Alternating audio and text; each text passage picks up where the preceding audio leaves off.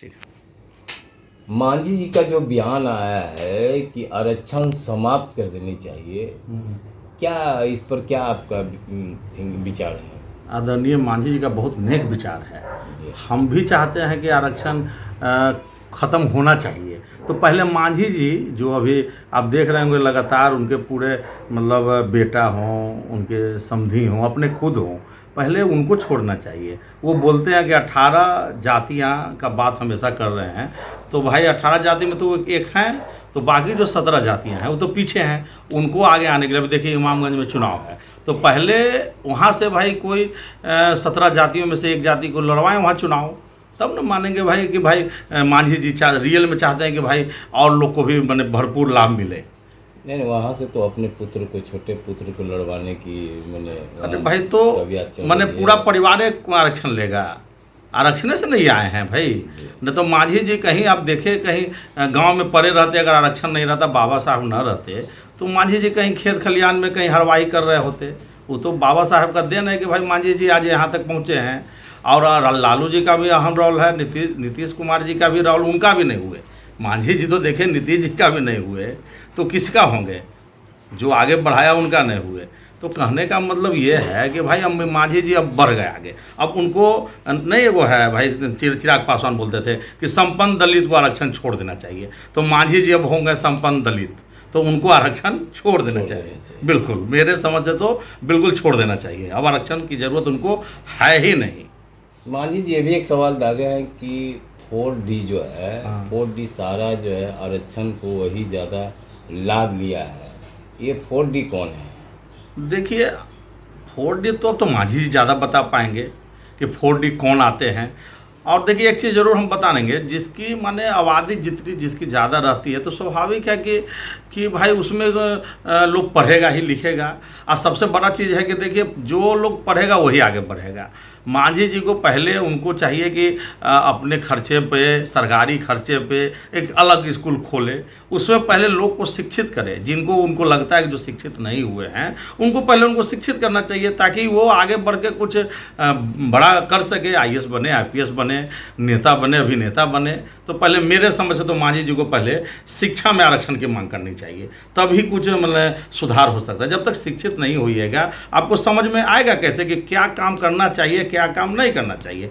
तो मांझी जी को पहले तो भाई नीतीश कुमार जी से मिल के, मोदी जी से मिल के शिक्षा में आरक्षण पहले लागू करवाना चाहिए। चाहे सरकारी संस्थान हो चाहे प्राइवेट संस्थान हो, जितने भी सरकारी प्राइवेट स्कूल हैं उनमें पहले भाई जो भी आबादी के अनुसार जितने भी हैं वो अनुसार भाई आपको आरक्षण पहले एकदम ज़बरदस्ती करवाना चाहिए कि नहीं हमको आरक्षण चाहिए, तब फिर आगे बात करें।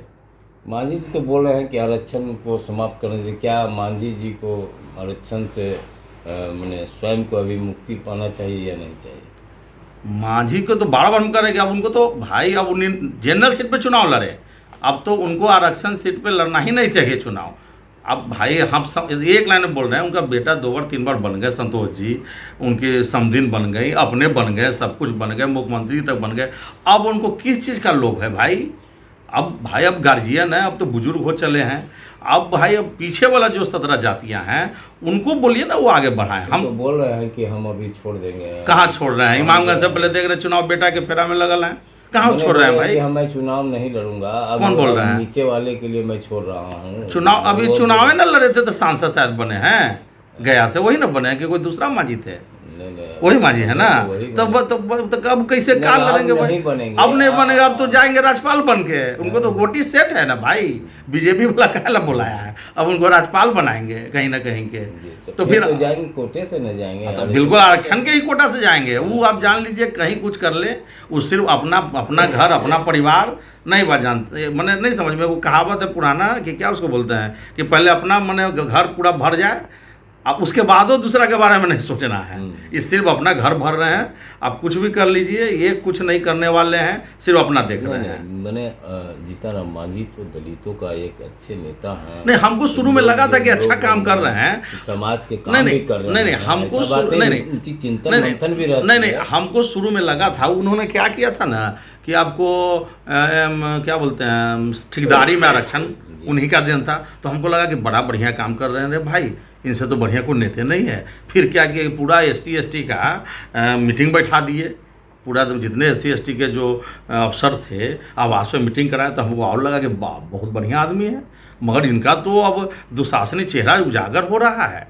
अब तो लग रहा है, तो अब राक्षसी वाला काम कर रहे हैं रे भाई। नहीं, अब तो हो सकता है जिस तरह से उनकी सोच बनी है, 18 जातियों के लेक्चर है, तो नीचे नहीं हमको तो लग रहा है उनका बोल नहीं है, कोई बुलवा रहा है उनसे, उनके शरीर में कोई घुस गया है, घुस के बुलवा रहा है। ऐसा आदमी है जो अरे भाई तो देख रहे हैं अब गंगा जल की तरफ पवित्र हो गए हैं बीजेपी में जाने से, तो हमको तो लग रहा है कि उनके भीतर घुस गया है, समझ गया। ये भी लगता है कि मोदी का भूत घुस गया है। हाँ, हमको तो यही लग रहा है उनके भीतर घुस गया है कोई ना कोई। क्या जान लीजिए, मैंने उस तरह अनाप शनाप बयान दे रहे हैं रे भाई, ऐसा बयान देना चाहिए। अरे सारे दलित एक हैं और हम लोग मिल के लड़ाई लड़ने वाले लोग हैं।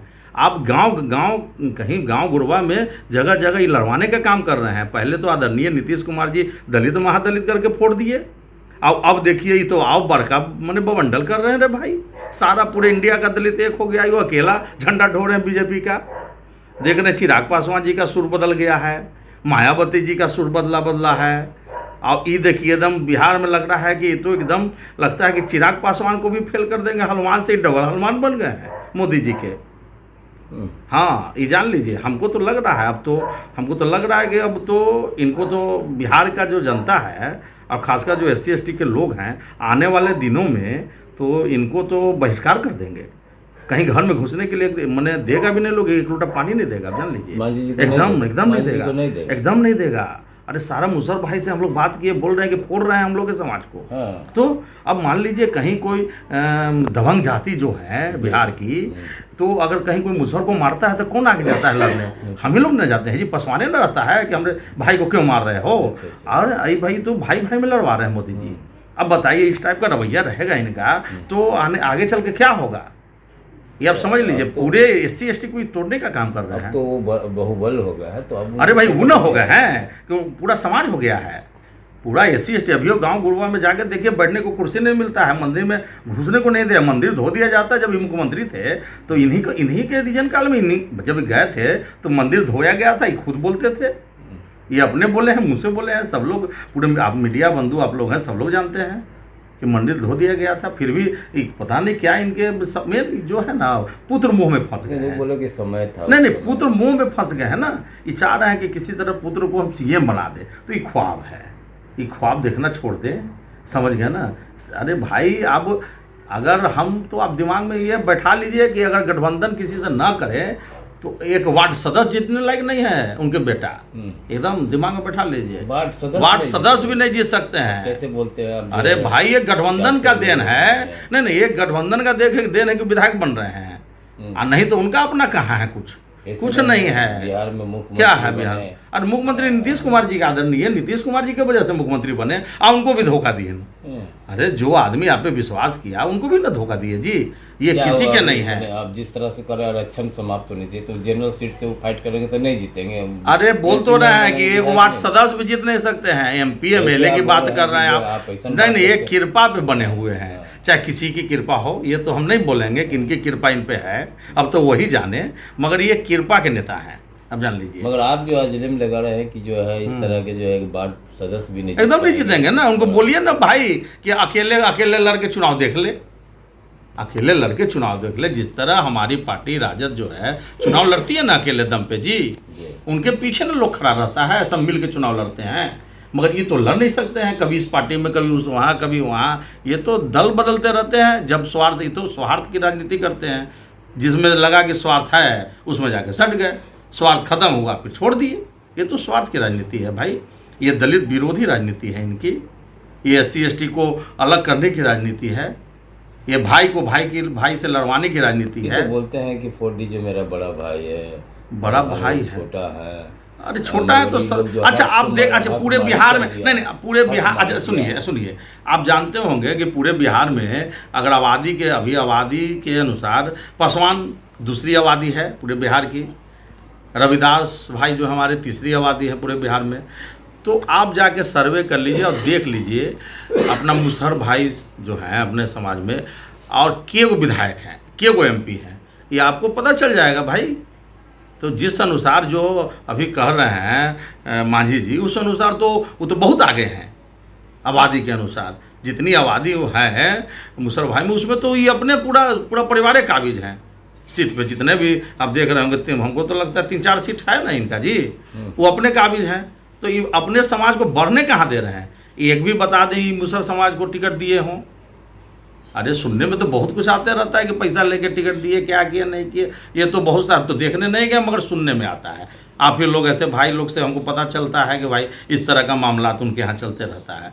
तो अपना वो जाने, उनका अपना निजी ये है। मगर एक बात तो जरूर हम बोलेंगे कि भाई और भी तो मुसहर समाज हैं, उनको क्यों नहीं टिकट देते हैं? एक आध बार देखे बहुत सारे जो अभी पूरा मीडिया में उछल कूदक कर रहे हैं, उन लोग किसी एक को टिकट दे। अभी इमाम में जो लड़वा न दे भाई, अरे कोई भी अपना SC ST में जिनको ये समझ रहे हैं 17 जातियाँ, उनमें से किसी एक को लड़वा के देख ले, तब ना लगेगा कि नहीं भाई मांझी जी त्याग कर रहे हैं। तो हम तो उनसे अपील करेंगे मांझी जी से कि भाई आप इमामगंज का जो चुनाव है उसमें आप किसी को लड़वा दीजिए चुनाव, तब मालूम चलेगा कि नहीं भाई कुछ किए।